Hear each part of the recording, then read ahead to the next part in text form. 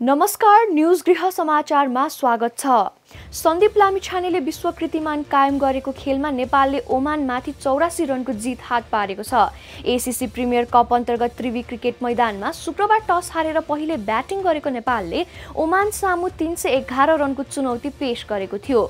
जवाफी batting गरेको ओमानले 43.3 ओभरमा 9 wicket गुमाएर 226 रन बनायो। अन्तिम ब्याटम्यान घाइते भएर क्रिजमा आउन नसकेपछि नेपालले 84 रनले जितेको हो।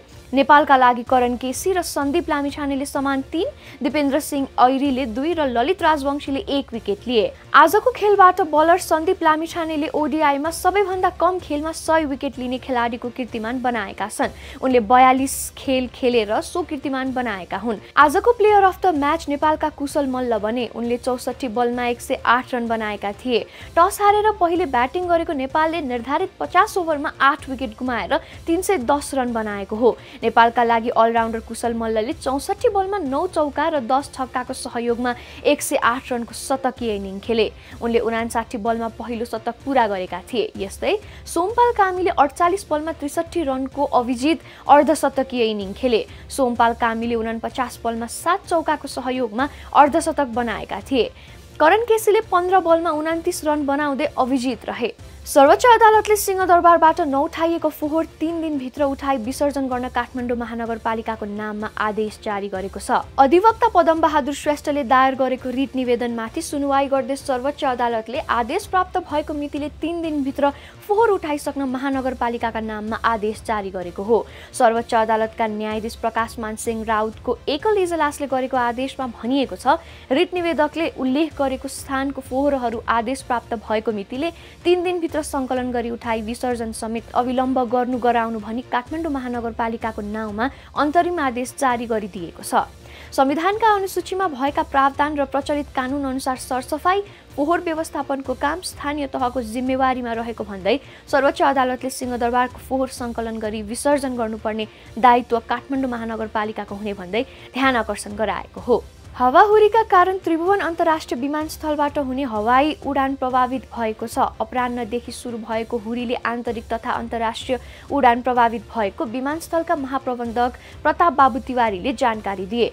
उनका अनुसार 1 घण्टादेखि निरन्तर चलिरहेको हावाहुरीले आन्तरिकतर्फ उडान डिले भएका छन् भने अन्तर्राष्ट्रियमा केही उडान आकाशमा फन्को लगाउने होल्ड भएका छन्।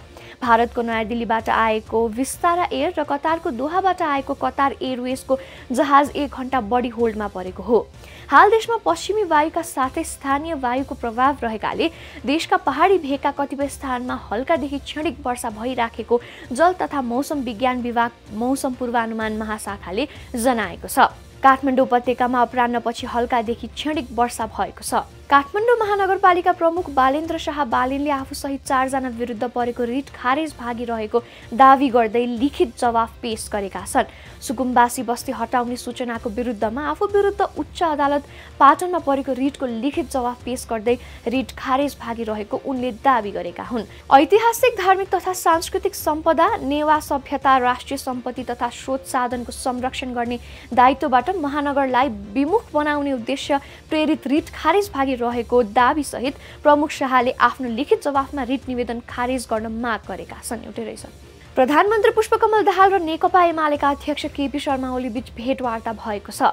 शुक्रबार बिहान सिंहदरबारस्थित प्रधानमन्त्री तथा मन्त्री परिषदको कार्यालयमा प्रधानमन्त्री दाहाल र अध्यक्ष ओली बीच भेटवार्ता भएको हो। सो भेटको बारेमा सञ्चारकर्मीले राखेको जिज्ञासाको संक्षिप्तमा जवाफ दिँदै अध्यक्ष ओलीले समसामयिक विषयमा कुराकानी भएको बताए। अध्यक्ष ओलीले प्रधानमन्त्री दाहालसँगको भेटपछि एमाले संसदीय दलको कार्यालयमा आएर संसदीय दलका उपनेता सुभाष चन्द्र नेमुवाङ र प्रमुख सचेतक पदम गिरी लगायतका नेताहरूसँग पनि छलफल गरेका थिए।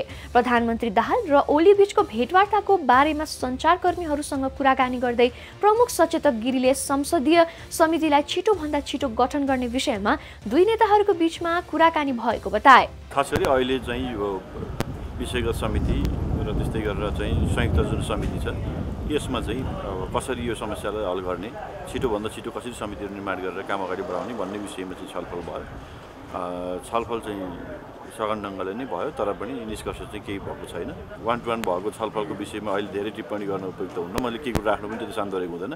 यति विषयगत समिति र संयुक्त समितिमा नै विशेष गरी छलफल केन्द्रित थियो र त्यस विषयमा छलफल चाहिँ भयो, निष्कर्ष केही पनि भएन। नेकपा एमाले प्रमुख सचेतक गिरीले दुई नेताका बीचमा कुनै पनि समझदारी बन्न नसकेको स्पष्ट समेत पारे। निर्वाचन आयोगले 10 वैशाखमा हुने उपनिर्वाचनका लागि अनुगमन विशेष टोली खटाएको छ। आजबाट लागू भएको मौन अवधिमा हुन सक्ने आचार संहिता विपरीतको कार्य बुझ्न विशेष टोली खटाएको हो।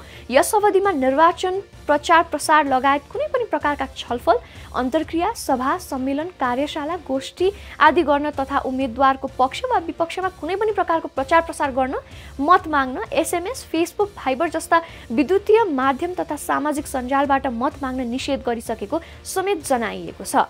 आयोगले 5 बुँदे निर्देशन गरी मौन समयमा प्रचार प्रसार गरेको तथा मतदातालाई प्रभावित पार्न रकम बाँडेको भेटिएमा कारबाही समेत गर्ने उल्लेख गरेको छ। तनहुँ 1, चितवन 2 र बारा 2 गरी 3 क्षेत्रमा उपचुनाव हुँदैछ। पर्सि आइतबार हुन गइरहेको उपनिर्वाचनका लागि आजबाट प्रचार प्रसार गर्न रोक लगाइएको छ। बिहीबार मध्यराति 12 बजेदेखि आइतबार मतदान केन्द्र बन्द नभएसम्म प्रचार प्रसार निषेधको अवधि कायम रहने निर्वाचन आयोगको प्रवक्ता सूर्य प्रसाद अर्यालले जानकारी दिए।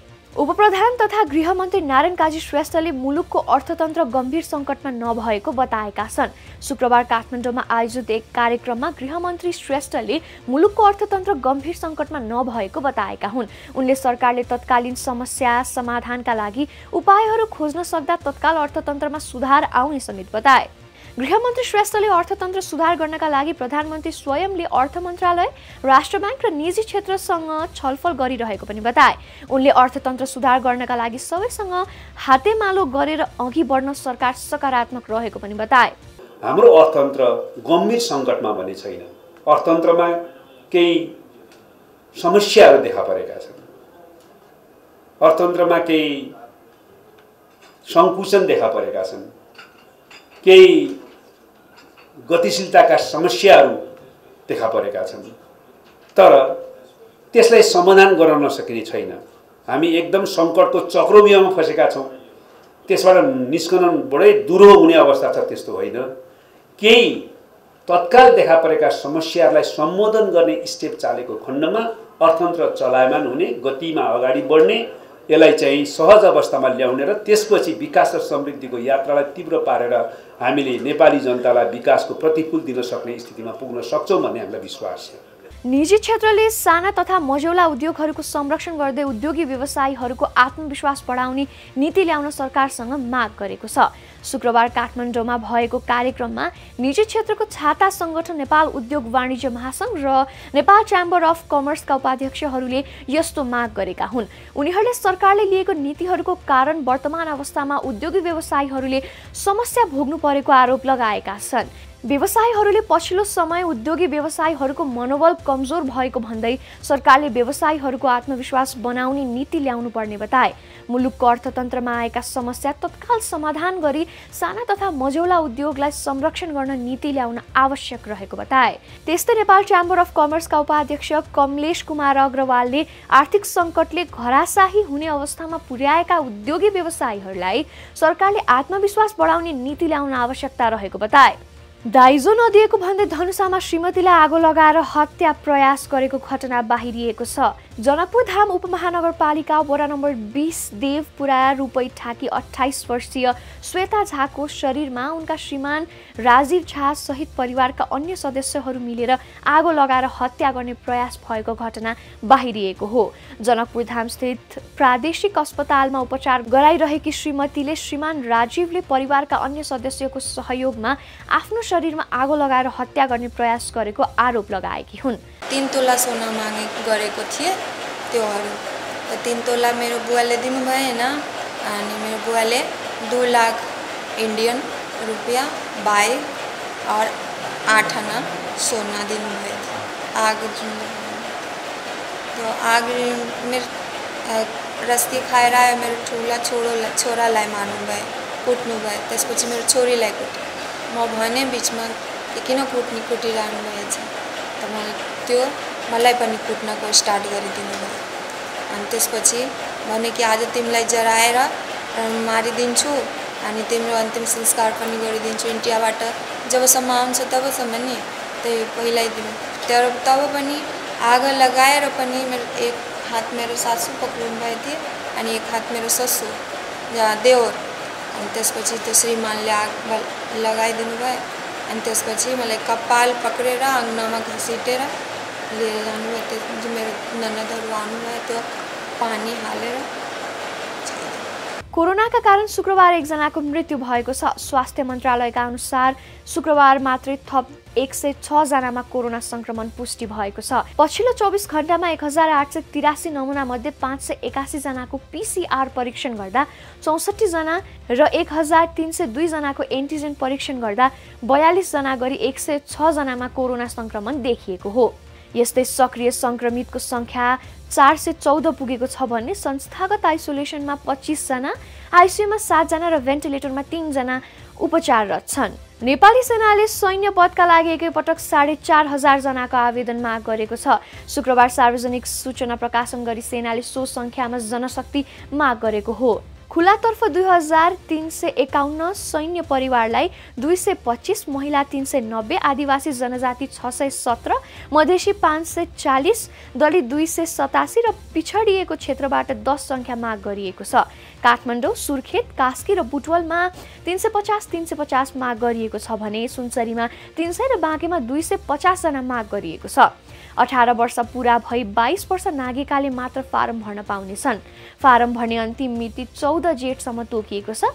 इच्छुकले अनलाइन मार्फत फारम भर्न सक्ने छनौट निर्देशनालय कार्यरथी विभाग जङ्गी अड्डाले जनाएको छ। न्युज गृह समाचार आजलाई यति नै। न्युज गृह समाचार हेर्न, सुन्न र पढ्नका लागि हामीलाई फेसबुक, युट्युब, ट्विटर र टिकटकमा फलो गर्न सक्नुहुनेछ। हामी सबैलाई बिदा दिनुहोस्। नमस्कार।